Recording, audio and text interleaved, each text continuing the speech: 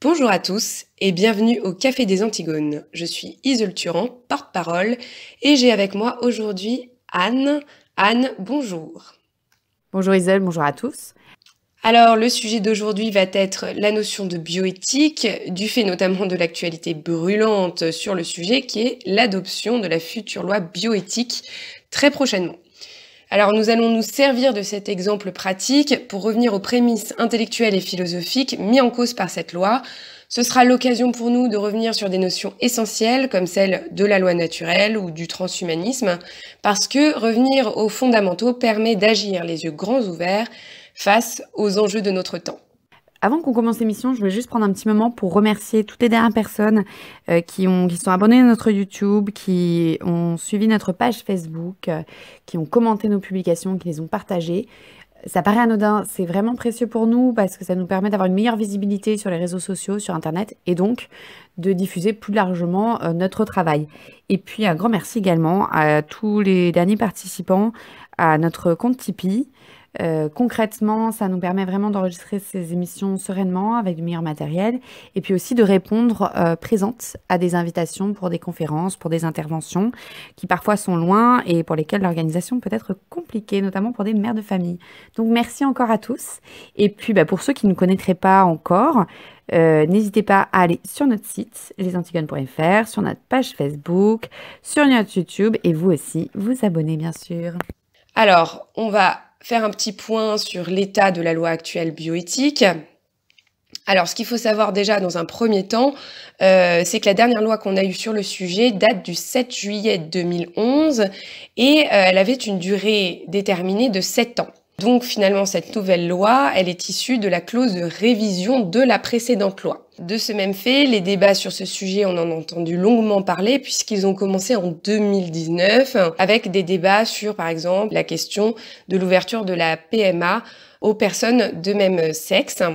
Tout ce travail juridique a été lancé évidemment pendant l'été, la fameuse pause estivale pendant laquelle on fait passer toutes les lois qui fâchent. Il y avait eu un embryon de débat sur cette loi bioéthique avant cette affaire de confinement.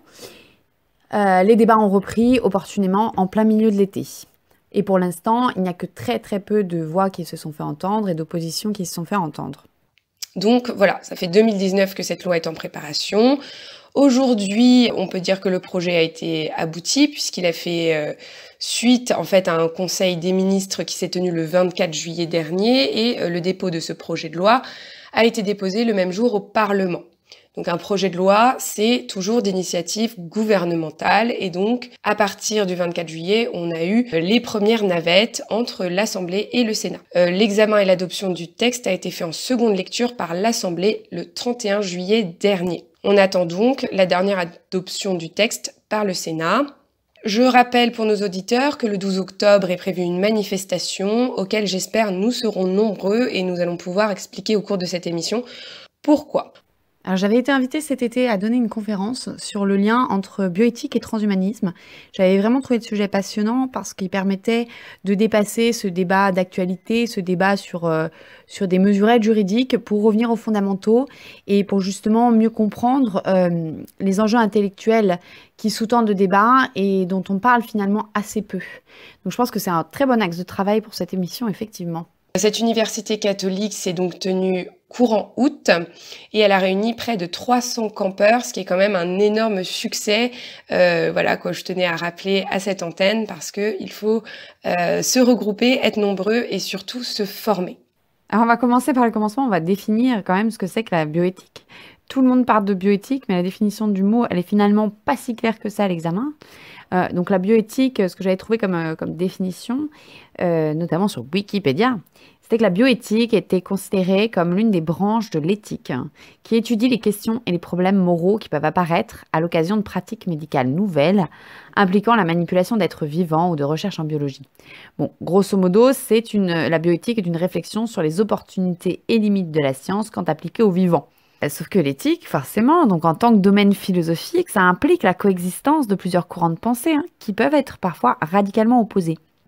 C'est là où on entre dans le dur du sujet, c'est que En tant que domaine de la philosophie morale, on trouve de l'éthique des définitions très variables, en fait. Dans le domaine de la bioéthique, comme dans celui de l'éthique tout court, il y a finalement autant de définitions que d'écoles de pensée. Le problème, c'est donc que pour que l'éthique puisse être un régulateur des choix personnels et des relations sociales, il faudrait une vision du monde partagée par tous. Or, on constate tout de même que c'est vraiment plus le cas aujourd'hui.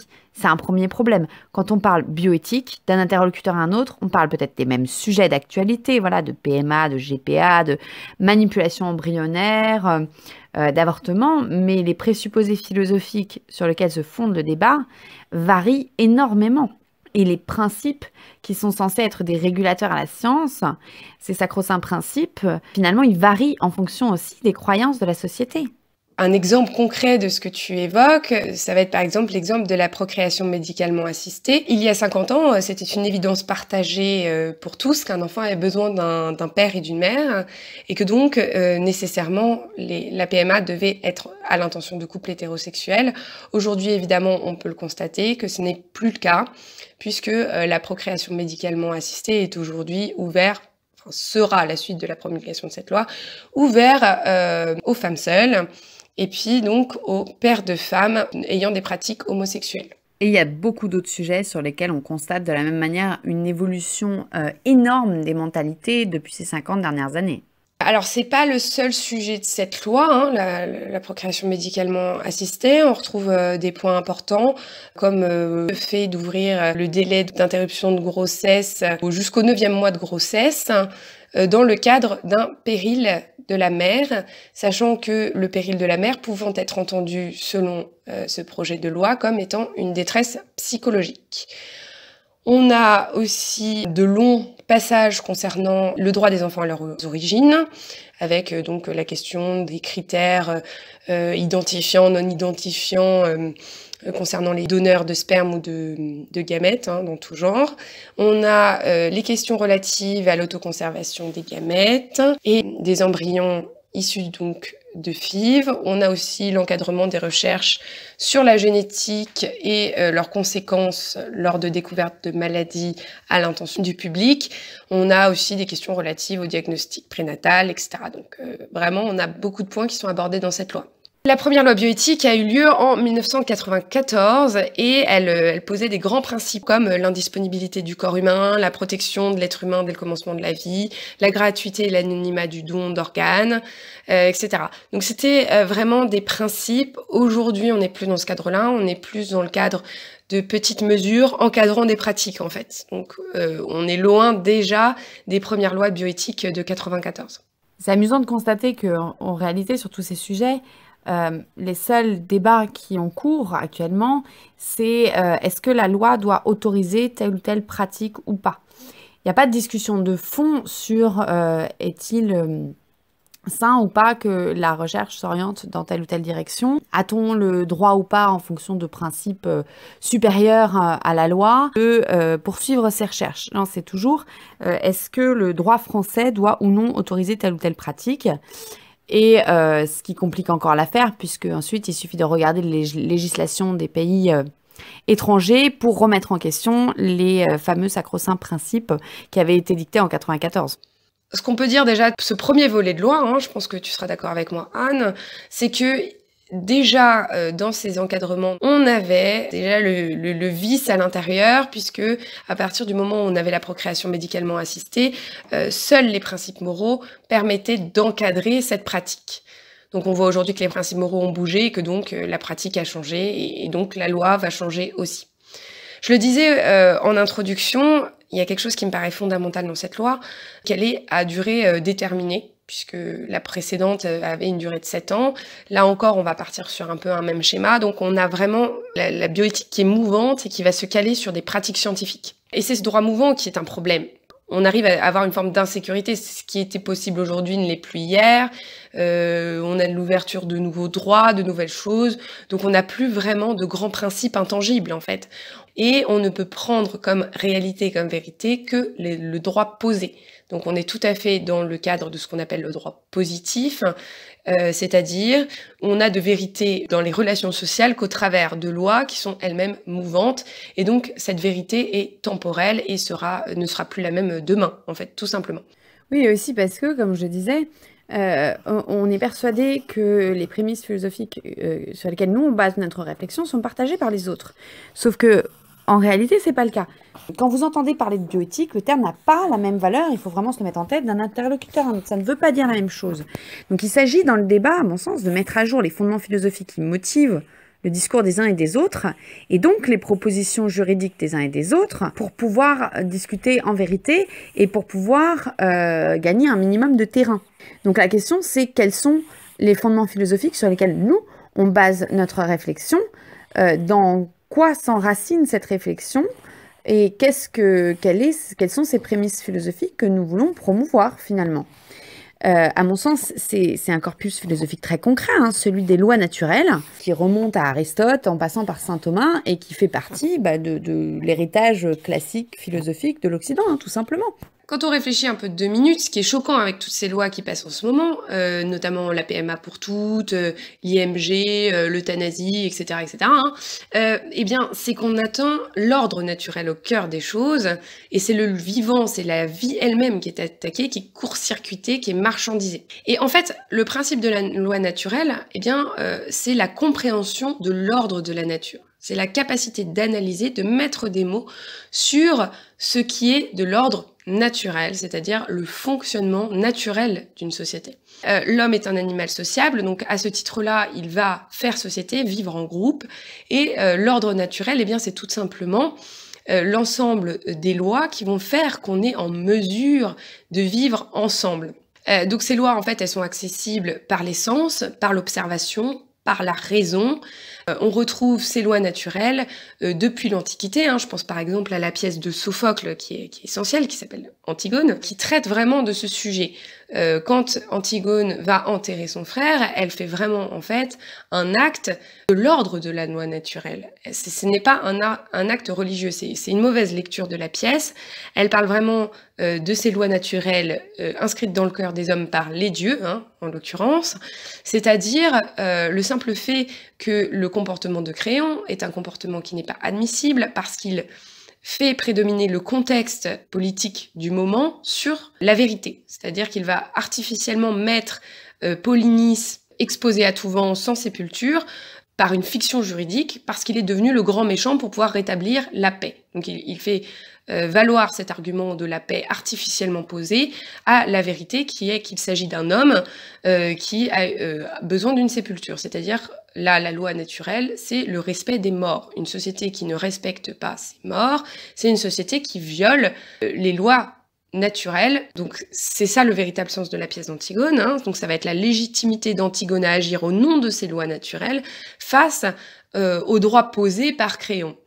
Et donc, pour donner d'autres exemples, par exemple, de lois naturelles, c'est vraiment des lois qu'on peut envisager, donc je le disais, avec la raison, le sens, l'observation, ça va être la protection de la vie dans toutes ses acceptions, de la naissance à la mort, donc c'est-à-dire que évidemment tout ce qui va être avortement, quand on tire une société vers l'avortement généralisé, eh bien on n'a plus de génération, on a des êtres fragiles qui sont mis face à la mort, pareil pour l'euthanasie, c'est la même chose, c'est l'irrespect des personnes âgées. Donc on va avoir en fait tout simplement au travers de ces exemples-là des lois naturelles qui sont aussi simples que le respect de ses pairs, P-A-I-R-E-S, et de ses pairs, ses ancêtres. On va avoir le respect de la vie, le fait qu'on est d'un père et d'une mère. Enfin, en fait, ce sont toutes les choses qui font qu'on est en mesure de faire société en sécurité. Et cet ordre, il est invisible et il est finalement aussi sensible qu'est la pomme qui tombe de l'arbre du fait de la gravité. Donc quand on parle de lois naturelles, ce sont des lois presque physiques, physiologiques, biologiques, humaines, qui font que si on ne les respecte pas, on va indéniablement à la mort de la société, à la mort en fait de ce qui fait l'homme. C'est avant tout en fait l'exercice du bon sens qui nous permet de les déterminer. Je ferai une toute petite correction, je dirais, pour la défense de la vie, je dirais, même avant la naissance, de la conception à la mort, puisque bon, quand on sent quand même les coups de pied d'un bébé dans le ventre de sa mère, on se doute que c'est vivant quand même. Et je pense que tu soulignes un point essentiel, c'est la question du bon sens en fait. Pourquoi les opposants à ces lois bioéthiques perdent encore et toujours la partie? Pourquoi nous, on perd la partie? À mon avis, c'est parce qu'il y a vraiment quelque chose à travailler autour de cette question du bon sens.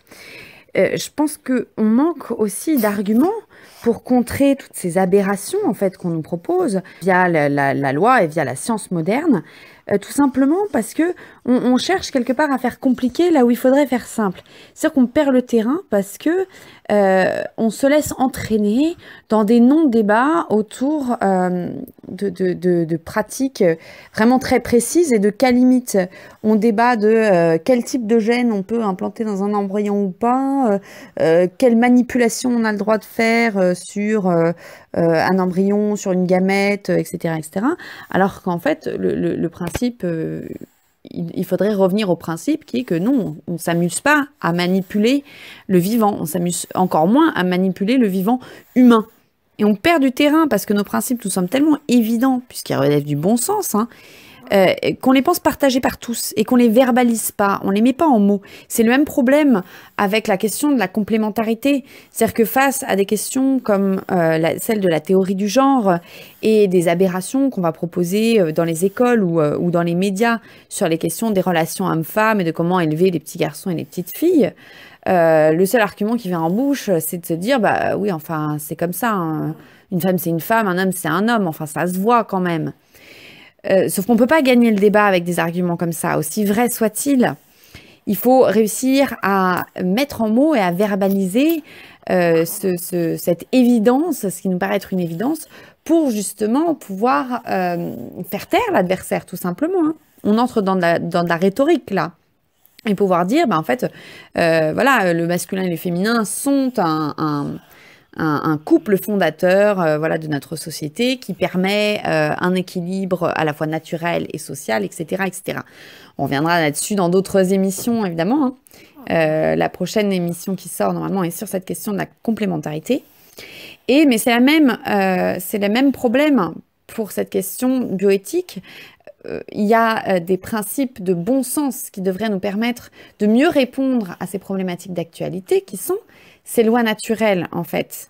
Et on ne les verbalise pas. En fait, il s'agit tout simplement de dire il y a des choses qu'on n'a tout simplement pas le droit de faire, que le progrès technique le permette ou non, tout simplement parce que le faire met en danger à la fois l'ordre social, mais l'humanité elle-même, ce qui fait de nous des êtres humains à part entière, en fait. Et je pense qu'à l'heure actuelle, justement, pourquoi on se fait avoir comme ça, c'est parce qu'il y a aussi une confiance aveugle dans la science, dans la technique, qui a remplacé le respect de ces lois naturelles. On va peut-être pas retracer toutes les racines de la pensée, mais je pense qu'on peut tomber d'accord sur le fait que ces lois naturelles, elles sont plus respectées aujourd'hui. Il y a un faisceau de circonstances. Il y a le déclin de la pratique religieuse, évidemment. Il y a toute l'émergence d'une pensée scientiste au 19e siècle, de toutes les utopies technologistes. Donc, en fait, non seulement ces lois naturelles ne sont plus respectées, mais de surcroît, elles ont été remplacées par d'autres croyances, et notamment, à mon sens, la croyance dans le progrès scientifique érigée au rang de quasi-religion, en fait. C'est là où on en arrive à la question du transhumanisme, parce que pour moi, le courant de pensée le plus dangereux dans tous ces courants scientistes, c'est le courant du transhumanisme. Alors le transhumanisme, c'est quoi? C'est un mouvement donc, culturel et intellectuel international qui prône, c'est un courant de pensée en somme, qui prône l'usage des sciences et des techniques pour améliorer la condition humaine, et notamment par l'augmentation des capacités physiques et mentales des êtres humains. Donc les partisans du transhumanisme considèrent certains aspects de la condition humaine, tels que le handicap, ou la souffrance, la maladie, le vieillissement ou la mort, comme indésirables. C'est là vraiment où on comprend mieux comment on en arrive à bafouer ces lois naturelles et tout ce qui fait de nous des êtres humains à part entière. C'est qu'effectivement, ce que refusent les transhumanistes, c'est des éléments fondamentaux, des éléments fondateurs de ce qui fait de nous des êtres humains, de notre condition humaine. Alors le transhumanisme, ça vient d'où? Ce courant de pensée, il est porté par quelques philosophes, évidemment, mais ce qui est intéressant de noter, c'est surtout qu'il est porté par les géants du numérique, donc Google, Facebook et consorts, c'est-à-dire ceux qui façonnent désormais notre quotidien avec leurs appareils, leurs technologies, et qui façonnent donc notre rapport à nous-mêmes et notre rapport aux autres. Quasiment de croyance, c'est ce que tu disais, c'est qu'aujourd'hui, la science, c'est un peu notre nouvelle religion. La découverte de la science, c'est ce qui va faire la réalité du monde. Donc les découvertes techniques, scientifiques sont le moteur des changements sociaux, alors que ça devrait être clairement l'inverse. C'est là qu'on en arrive aujourd'hui à se poser des débats complètement absurdes sur comment on va encadrer l'utilisation de la fusion donc de deux ovules et sa réimplantation dans un autre ovule pour être réimplanté après dans le corps d'une autre femme. Voilà, on en est là aujourd'hui. Les choses vont de mal en pire et par exemple, là, je peux reprendre un autre exemple encore, c'est que cette loi, elle traite par exemple du diagnostic prénatal. Alors, elle dit que le diagnostic prénatal, aujourd'hui, ça va faire partie de ce qu'on appelle la santé publique, c'est-à-dire que le fait de diagnostiquer in utero des maladies génétiques, ça fait partie de la santé publique. Le fait qu'aujourd'hui, on soit en mesure de savoir la santé supposée d'un enfant dans le ventre de sa mère, eh bien, ça devient des critères de santé publique. Donc là, déjà, je ne vois pas en quoi il s'agit de santé, puisqu'il s'agit en réalité de probabilité et de statistiques. On n'est plus sur du raisonnable, on est vraiment sur la culture de la découverte scientifique et sur la capacité en fait de l'homme à pronostiquer des choses. Tout dans cette loi est lié à la modernité des connaissances. C'est-à-dire que, par exemple, quand il s'agit des maladies génétiques, on dit qu'on est dans le devoir d'informer sa famille, ses ascendants et ses descendants, lorsqu'on est porteur d'une maladie génétique aujourd'hui incurable. Demain, elle ne le sera peut-être pas. Là encore, voilà, on est sur vraiment quelque chose de mouvant, de sans fondement. Là où il y avait presque quelque chose d'intéressant qui était dans cette loi, c'était le tout premier point, il était question d'inscrire le fait qu'on n'ait pas de droit à l'enfant. Donc là, on était vraiment sur un débat là d'ordre philosophique, d'ordre de la loi naturelle. A-t-on le droit à l'enfant? Voilà, ça c'est un vrai débat politique et social qui est pas lié finalement à des techniques ou des sciences, c'est vraiment ce qui va fonder notre société. Existe-t-il un droit à l'enfant? Le premier mouvement, disons, du législateur avait été d'inscrire qu'il n'y avait pas de droit à l'enfant, c'est-à-dire que l'enfant naît et il n'est pas un droit à. Et puis, évidemment, forcément, les techniques scientifiques modernes de la procréation médicalement assistée, etc., contreviennent en fait à cette idée-là. On n'a pas de droit à l'enfant, c'est une évidence. Une évidence que le législateur n'est plus aujourd'hui capable d'inscrire dans la loi parce qu'il y a des découvertes scientifiques, parce qu'il y a des techniques qui permettent d'avoir un droit à l'enfant. Pareil, là, on se retrouve avec des débats sur le droit à ses origines. Donc, il faut savoir que quand on est un enfant issu d'un gamète de donneur, eh bien, on va avoir le droit à avoir certaines informations sur ce donneur, mais qui ne seront pas identifiantes, y compris sur, par exemple, les potentielles maladies génétiques qu'il va avoir. Voilà, c'est des débats pratico-pratiques qui n'ont plus aucune relation avec ce qui fonde notre société. C'est le point que je voulais faire, c'est qu'on a une perpétuelle lutte de droits A qui s'affrontent, de techniques qui s'affrontent, tout ça dans un boudi-boulga innommable. On n'a plus aucune prise de hauteur sur les directions politiques, en fait, de la société dans laquelle on est. On prend, en fait, les choses par le petit bout de la lorgnette en oubliant les lois fondamentales de la vie. Sauf que malgré tout, derrière tout ça, il y a une cohérence derrière ce bouli-boulga. C'est la cohérence que j'y vois, c'est une vision du monde qui est finalement fondamentalement opposée à la nôtre, puisque c'est une vision du monde qui est scientiste, qui est prométhéenne, qui est centrée sur l'homme et plus sur la transcendance, et qui instrumentalise surtout la matière au service des désirs personnels. C'est ce qui fait que la technique est devenue un outil de mesure de la réalité et de la morale, et que c'est la technique qui permet de dire ce qui est bon ou pas. C'est cette croyance que l'être humain est fait pour être constamment amélioré. Oui, tout à fait. Et concrètement, le transhumanisme, c'est le passage d'une médecine curative à une médecine méliorative et régénératrice. Donc là, il s'agit plus pour la médecine en fait de rétablir l'harmonie du corps, mais de bien lui donner des nouvelles capacités en fait, de dépasser les propres limites de ce qui fait l'être humain. Et en fait, ça paraît très éloigné quand on en parle comme ça, mais je pense qu'un exemple très concret, ça va être celui de la contraception. Une femme, elle est fertile 5 jours par cycle à peu près. Un homme va avoir une fertilité quasi permanente. Et la fertilité du couple, c'est la rencontre d'un masculin fertile avec un féminin fertile. Donc finalement, ce n'est que la combinaison des deux, et donc 5 jours sur 28. La contraception, en fait, va castrer chimiquement la femme pour lui permettre d'avoir des rapports sexuels non plus une vingtaine de jours par mois, mais en fait une sexualité permanente, artificiellement. Donc on dépasse les limites du corps féminin pour la jouissance. Ça va induire de nouveaux comportements sociaux, comme par exemple l'avortement. Il y a un lien direct entre l'avortement et la contraception, puisque quand la contraception échoue, on n'était pas prêt à faire un enfant, on ne l'a pas souhaité, et donc naturellement, on va vers un avortement.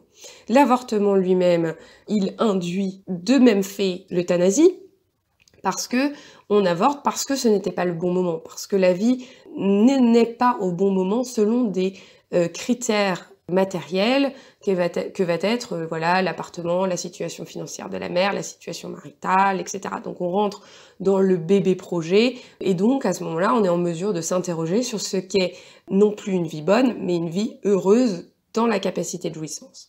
Et donc forcément, quelqu'un qui va être malade, en diminution physique, n'est plus en bonne capacité de jouissance et donc naturellement, on va aller vers la question de l'euthanasie. Et ce qui va motiver en fait le transhumanisme, la capacité à dépasser ses limites, c'est la capacité de jouir. Notre rapport au corps, c'est devenir complètement biaisé. Ce qui est vraiment important là-dedans, c'est ce rapport au corps, c'est le fait que l'expansion en fait des techniques qui fondent la pensée transhumanisme a été rendue possible par une évolution fondamentale de nos sociétés de leur rapport au corps. Une explication assez intéressante de cette évolution se trouve dans cet auteur que j'aime beaucoup, que j'ai déjà cité, qui est Céline Lafontaine. Et elle explique en parlant de l'entrée de notre société dans l'ère de la bioéconomie. Donc moi, la lecture que je recommande toujours de Céline Lafontaine, c'est Le corps marché, donc la marchandisation de la vie humaine à l'ère de la bioéconomie. Et donc ce qu'elle explique là-dedans, pour faire très très court, c'est que désormais, en fait, c'est la vie en elle-même qui est au cœur d'une nouvelle phase de la mondialisation capitaliste qu'elle nomme la bioéconomie. Et pour elle, donc là je la cite, le corps marché constitue l'infrastructure économique de la société post-mortelle dans laquelle le maintien, le contrôle, l'amélioration et le prolongement de la vitalité corporelle sont devenus les garants du sens donné à l'existence.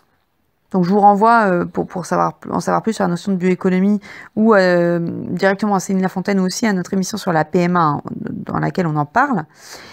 Et pour elle, en fait, pour en venir à ce qui nous importe ici, bioéconomie et capitalisme libéral sont intrinsèquement liés dans la mesure où, en fait, où ils se fondent tous les deux et puis nourrissent le mythe ancestral de l'éternelle jeunesse, à la différence près que ce mythe de l'éternelle jeunesse, avec les moyens techniques qu'on a aujourd'hui, se rapproche dangereusement, ou paraît dangereusement se rapprocher. Donc le fantasme de la jeunesse éternelle dans la bioéconomie répond à la croyance de l'utopie capitaliste en une croissance illimitée finalement. Cette notion de bioéconomie, elle est super intéressante pour comprendre le lien entre l'économie actuelle et les questions de bioéconomie. Ça permet vraiment de comprendre en fait que Big Pharma veut notre peau. C'est pas juste un mythe pour faire peur aux enfants. Il y a des enjeux économiques énormes derrière les avancées de la science. Ça se chiffre en points de PIB, c'est ça qu'il faut comprendre. L'exemple type, c'est tout simplement les pays émergents, façon Chine, Brésil, Inde, qui se sont lancés à fond dans ce marché du vivant, dans le développement du tourisme médical, en proposant des greffes d'organes, des délais qui défient toute concurrence, des rabais sur les prix, des traitements en cours de test qui sont pas autorisés dans les pays occidentaux pour des maladies incurables type cancer ou autre. Voilà, c'est vraiment un marché, c'est ça qu'il faut comprendre. Sauf que le résultat politique derrière, ce sont des nouvelles inégalités, c'est la précarisation de ces pays, des populations de ces pays, leur exploitation, leur mise en esclavage en fait. C'est ça qu'il faut comprendre. Parce qu'on est toujours le pauvre de quelqu'un en fait. Mais bientôt ce sera nous, c'est ça qu'il faut comprendre. Et la situation, elle est vraiment sordide. On parle d'orphelins qui disparaissent pour nourrir des réseaux de trafic d'organes. C'est des femmes qui louent leur utérus pour nourrir leur famille. Voilà. On n'est pas très loin de la mère qui prostitue sa fille. Et en fait, l'argument derrière tout ça, ça va être « tu comprends, ça sauve des vies ». Mais la réalité, elle est plus complexe que ça, en fait. Parce que ça sauve des vies sur un instant T, oui, peut-être. Ça en détruit énormément, c'est ça qu'il faut comprendre. Voilà, c'est combien de morts pour quelques années ou quelques mois de vie de plus d'un riche capitaliste, en fait. c'est est-ce que le bonheur des couples infertiles, hétéro-compris, hein, justifie d'exploiter le corps des femmes de l'Est ou d'ailleurs? Sur cette question bioéthique, on fait rarement en fait le lien avec le politique, à part éventuellement avec la question de la GPA et des usines à bébés qui ont quand même quelque chose de choquant qui continue à réveiller les masses. Et pourtant, avec ce basculement dans l'ère de la bioéconomie, il y a d'autres questions politiques qui se posent. Et politique et philosophique, je dirais même. Ce qui explique Céline Lafontaine, c'est qu'en fait, dans ce contexte-là, la santé et le bien-être des individus, c'est devenu en fait l'objectif politique numéro 1 en lieu et place du bien commun. C'est la naissance d'une forme de biocitoyenneté qui implique d'une part donc un devoir de chacun de prendre soin de sa santé, en fonction des normes médicales du moment, je précise, et d'autre part un droit de chacun à sa santé. L'exemple type, c'est le modèle de l'opting out pour le prélèvement d'organes. C'est-à-dire que à l'heure actuelle, en France et dans certains pays comme donc la Belgique ou l'Espagne, les politiques de transplantation reposent désormais sur le système de l'opting out, c'est-à-dire en fait que si la personne n'a pas fait connaître sa volonté de son vivant, de refuser un tel prélèvement, on considère par défaut qu'elle est d'accord. C'était pas le cas il y a quelques années, ça a changé. Maintenant, pour s'opposer à un prélèvement d'organes, il faut être inscrit à un fichier national, donc il faut faire un certain nombre de démarches pour être sûr que ce soit réellement pris en compte.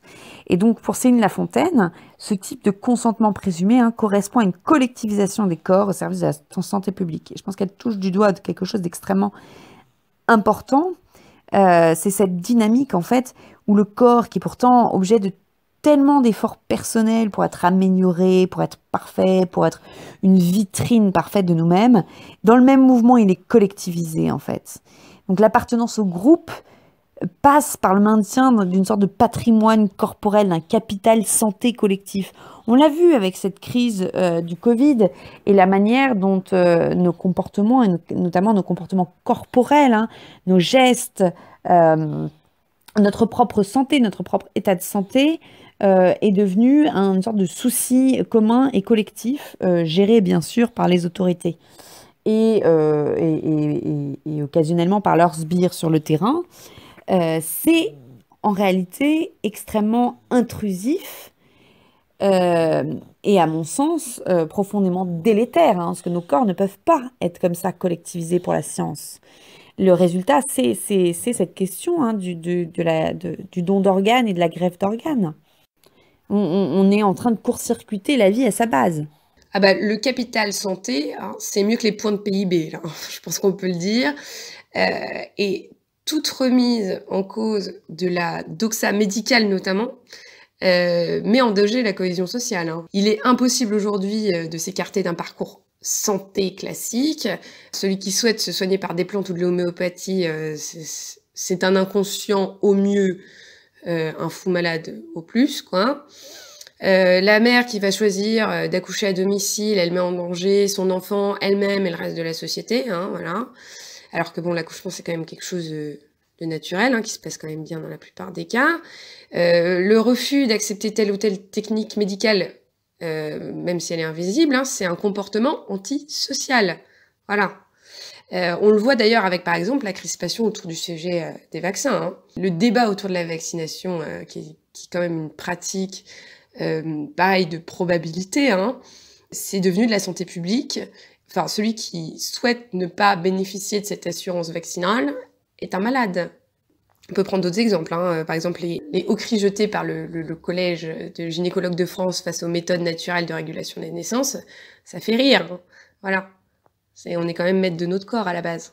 On a tendance à opposer ces deux dynamiques, d'un côté la collectivisation des corps et de l'autre cette émergence d'une sorte de droit à la santé, alors qu'en fait il relève du même phénomène, c'est-à-dire qu'à partir de la santé, du moment où la santé est le bien suprême, chacun doit avoir sa part du gâteau finalement. Donc le corps le corps, l'ensemble du corps des gens, le corps social, très littéralement, euh, est collectivisé et contrôlé. Et de l'autre côté, sur le plan individuel, le corps devient un objet à façonner, à contrôler, à perfectionner. Le corps, en fait, a toujours été un support identitaire, hein. On porte, voilà, les vêtements, les coiffures de sa région, de sa place dans la société, etc. La différence, c'est que le corps n'est plus un support, c'est, avec les techniques modernes, lui-même un objet de contrôle permanent et d'amélioration permanente.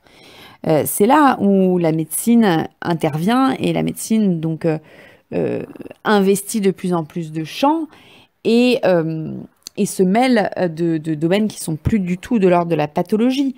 On a parlé de la contraception, mais il y a aussi la question de la performance sexuelle, la question de la chirurgie esthétique aussi, et puis aussi finalement de l'augmentation des capacités.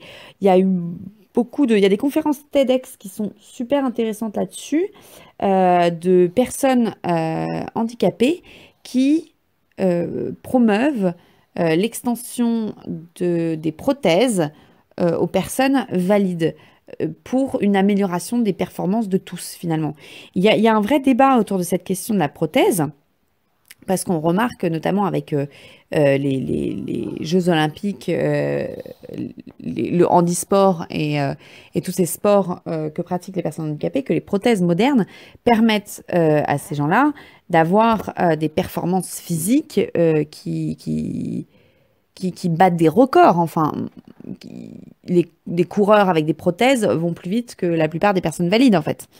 Et c'est là où il y a des personnes pour promouvoir le fait d'étendre l'usage de la prothèse à des valides en vue de l'amélioration des performances du corps, en fait. Et donc, la conséquence concrète qui est déjà à l'œuvre à l'heure actuelle, autant sur le plan individuel que collectif, hein, c'est la diffusion d'un nouveau type d'eugénisme, qui est la sélection embryonnaire. Et l'exemple type de ça, c'est les résultats dont s'était félicité le Téléthon dans sa lutte contre les maladies, hein. Parmi les techniques proposées, il y avait donc le diagnostic anténatal et le diagnostic préimplantatoire, c'est-à-dire quand même deux techniques de sélection embryonnaire. Les fameux bébés Téléthon, c'était pas des bébés qui avaient été soignés, c'était des embryons qui avaient été sélectionnés pendant que d'autres avaient été mis au rebut. Donc là, c'est le patrimoine génétique parental qui est passé au crible des médecins pour finalement obtenir son certificat de conformité aux normes sociétales en vigueur, hein. Donc la question, c'est est-ce que demain, on pourra choisir le sexe, la couleur des cheveux, des yeux, etc. Et en fait, les choses vont pas aller en s'améliorant, hein. Je vous parlais un petit peu du dépistage néonatal, hein, voilà, donc je vous lis l'article, hein. Le dépistage néonatal recourant à des examens biologiques médicaux, y compris des examens de caractéristiques génétiques, constitue un programme de santé national. Donc voilà, quand on parlait un petit peu de ce parcours santé obligatoire, on va y trouver des examens aujourd'hui de caractéristiques génétiques. Dans le même ordre, on a le durcissement des diagnostics préimplantatoires des ovules faits en FIV, hein, enfin des embryons faits en FIV, au chapitre 2, article 9 et titre 6, où on va avoir voilà, ce parcours médical obligatoire qui se densifie, et on est vraiment dans Bienvenue à Gattaca. C'est-à-dire que les bébés nés de l'amour, ça va être de moins en moins possible. Ça va être de moins en moins possible pour raison de santé publique et pour le bien-être collectif de la société, pour que tous les êtres qui composent notre société soient des êtres capables de jouissance. Et donc, on n'a plus du tout des critères de bonne vie, de bien commun. On est vraiment sur le caractère de la performance. Et ça passe par un parcours de santé publique. Cette santé améliorative, on la voit dans les enjeux de cette loi bioéthique qui va être promulguée. Et c'est vraiment, en fait, l'idée générale du traficage de la vie dans les embryons qui sont faits dans les FIV, par le raccourcissement de la vie des personnes malades. Voilà, on atteint le cœur de la vie. C'est ça qui est un problème. Et c'est là où je vous disais, quand on s'interroge sur les fondements de la loi naturelle, évidemment, la vie doit être protégée, et ce, quel que soit son état, non pas pour bien jouir, mais pour tout simplement avoir la protection nécessaire et suffisante pour vivre en société. Les débats à base de est-ce que le cœur bat pas, etc., c'est de la cuisine. C'est de la cuisine qui ne respecte pas les lois naturelles fondamentales, qui sont toutes simples à partir du moment où il y a une vie, cœur ou pas cœur, hein, voilà.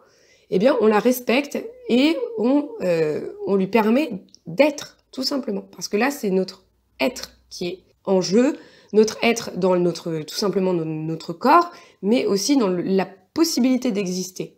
Les lois naturelles, c'est beaucoup plus simple que cette cuisine, en fait. Une dernière petite parenthèse quand même, avant de clore l'émission. Euh, on a parlé énormément d'embryons, de manipulation sur l'embryon, parce que c'est un sujet extrêmement important pour la médecine moderne, l'embryon, et notamment pour tout ce courant en fait transhumaniste, parce que l'embryon focalise tous les espoirs des transhumanismes. L'étalon noir de la médecine contemporaine, c'est devenu la cellule souche, si possible embryonnaire, à cause des promesses symboliques qui l'accompagnent, pas seulement des résultats, hein, c'est ça qui est intéressant. C'est-à-dire le corps a toujours eu, les parties du corps plutôt, ont toujours eu une valeur symbolique. Voilà, c'est la question des trophées, des mutilations, enfin voilà. Il y a des cellules souches dans les cordons ombilicaux ou dans le sang menstruel. Mais on préfère utiliser les cellules souches embryonnaires plutôt que celles de cordon ombilical ou de sang menstruel parce qu'elles ne sont pas attachées aux mêmes représentations symboliques. Alors même qu'il y a eu plus de résultats a priori hein, avec des cellules issues de cordon ombilical et des cellules issues de sang menstruel. Hein.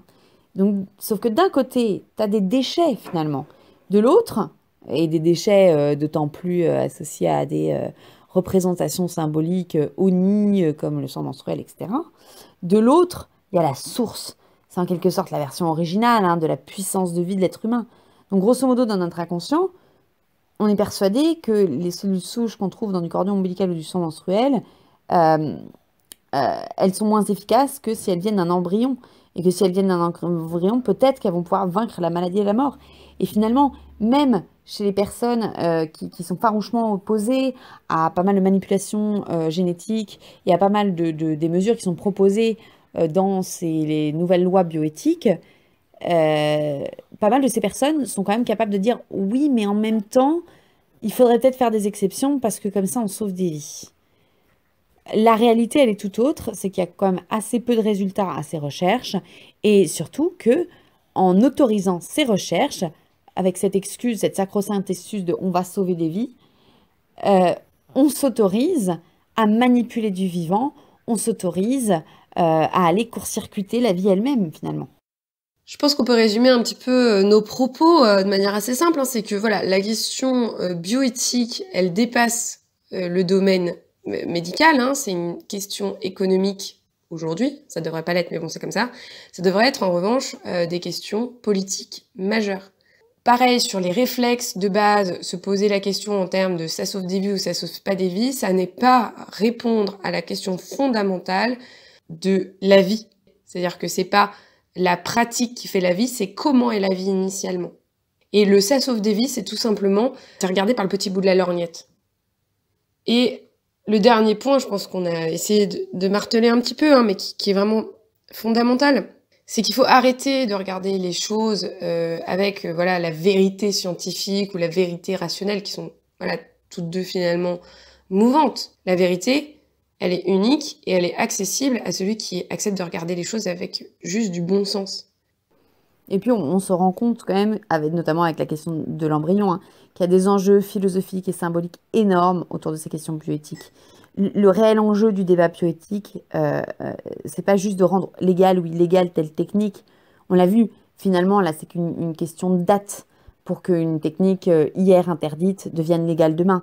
La question fondamentale, c'est quelle est notre vision du monde, quelle est notre vision de notre place dans le monde. Et pour nous, c'est clair, on est du côté d'Antigone, on est du côté de la loi naturelle. Le droit actuel est en aucun cas un régulateur efficace, hein, puisqu'en fait, c'est qu'une question de temps, vraiment, pour que ce qui était interdit hier soit autorisé. Si on veut vraiment fonder une opposition efficace à ces lois bioéthiques, il faut revenir à la base du débat. Quelles sont les lois naturelles qui devraient régir la société? Qu'est-ce qui est sacré pour nous? Qu'est-ce qui ne l'est pas? On revient à ce couple fondamental, ce couple fondateur, qui est la question du sacré et du profane. La vie ne peut être arrêtée, instrumentalisée, marchandisée, exploitée, tout simplement parce que c'est la vie. Donc une fois qu'on est d'accord sur ce principe, hein, qu'on a tiré en fil rouge de toute notre émission, qu'est-ce qu'on fait? Déjà, il faut faire preuve de réalisme, hein. Comme on l'a vu sur le plan légal, la bataille elle est perdue d'avance parce qu'on ne part pas des mêmes présupposés philosophiques, hein, tout simplement. Mais ça ne veut pas dire qu'il ne faut pas se battre. Je pense au contraire, c'est notre devoir de se battre sur ce terrain. Mais ce sera insuffisant pour faire une différence réelle. Ce qu'on veut, nous, c'est une société, pour nos enfants, qui soit une société qui corresponde à la nature humaine, aux lois inscrites dans le cœur des hommes, où on ne considère pas que ce soit normal de discuter, de louer des utérus de la voisine pour fabriquer, ou de fabriquer des chimères ou tutti quanti, hein. Alors du coup, qu'est-ce qu'on fait? Eh bien, déjà, je pense que la première chose, c'est se former sur la question, justement, fondamentale des lois naturelles, des grands principes qui doivent nous mouvoir et nous tirer vers le haut. Ça va être d'agir en pleine conscience sur le fait que on va pas changer en claquement de doigts ce qui est devenu l'ambiance générale, hein. Mais par contre, il va falloir s'atteler à construire des communautés alternatives pour éviter en fait de vivre dans un monde qui ne correspond pas à nos principes, mais même plus que ça, d'un monde qui n'accepte pas la vie. Donc ces communautés alternatives, elles vont devoir être très concrètes, hein, parce que à un moment donné, ça va être échapper à un diagnostic prénatal qu'on ne souhaite pas, ça va être échapper à de la manipulation génétique dont on n'a pas envie, ça va être refuser, voilà, d'avoir son ADN dans les serveurs de Google, quoi. Donc concrètement, il va falloir refaire société à notre mesure.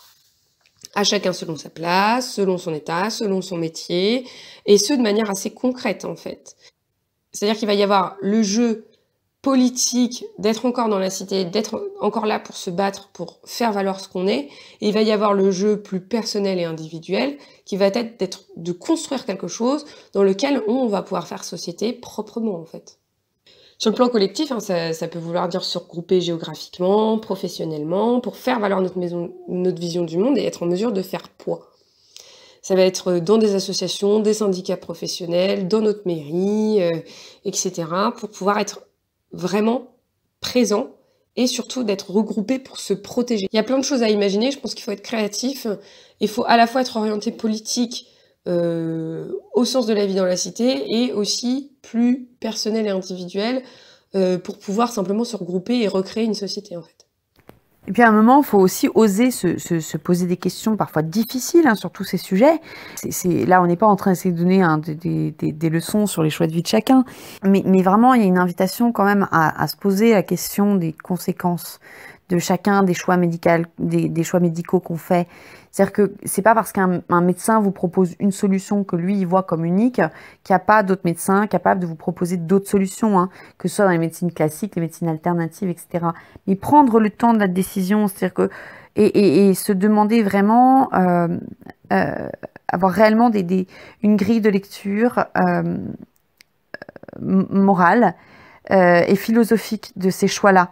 C'est-à-dire qu'on me propose une greffe, bien sûr que j'ai envie de vivre plus longtemps, c'est évident. Est-ce que je suis vraiment d'accord avec ça? Quelles vont être les conditions de cette greffe? Comment ça va se passer? D'où viennent les organes? Etc. Si je suis confrontée à l'infertilité, est-ce que je tente une PMA? Oui ou non? À quelles conditions? Est-ce que je suis d'accord pour qu'on prélève mes organes si j'ai une mort non naturelle? Ou est-ce que je remplis d'emblée les formulaires pour refuser? On me propose une pilule pour régler mes soucis hormonaux. Est-ce que c'est vraiment justifié dans mon cas personnel? Ou est-ce qu'il peut y avoir des alternatives ailleurs? À partir de là, hein, c'est de l'ordre de votre discernement personnel. Mais posez-vous la question, cherchez les informations pour faire des choix en conscience et pas juste vous retrouver à accepter ce que le corps médical vous propose comme étant une option unique. C'est aussi dans un cercle vertueux parce que on pose des questions, parce qu'on ose remettre en question les propositions qui nous sont faites, que le corps médical avance. Dire, les médecins ne sont pas tous des grands méchants. Le fait que quelqu'un vienne dire, par exemple, hein, je prends un exemple concret, dans le suivi de grossesse, non, je ne souhaite pas faire tel examen, je ne souhaite pas un diagnostic, par exemple, de la trisomie, ou je ne souhaite pas faire tel examen que je juge invasif. on n'est pas forcément obligé de le voir comme une passe d'armes, mais le fait de le dire, de le verbaliser et d'imposer ce choix-là à l'équipe médicale peut permettre à l'équipe médicale aussi de se poser la question du bien fondé de cet examen et peut-être à l'avenir le rendre optionnel ou penser à poser la question à d'autres personnes qui vont venir les voir si eux aussi ils veulent y échapper ou pas. Alors voilà, sur ces mots, créativité et regroupement, nous allons vous laisser. Merci Anne pour cette émission, merci à tous de votre écoute et je vous souhaite une agréable journée. Merci Isel et puis bonsoir à tous. N'hésitez pas à commenter cette émission, à la partager et puis dans les commentaires aussi à mettre vos idées, vos propositions concrètes sur tous les sujets que nous venons d'évoquer.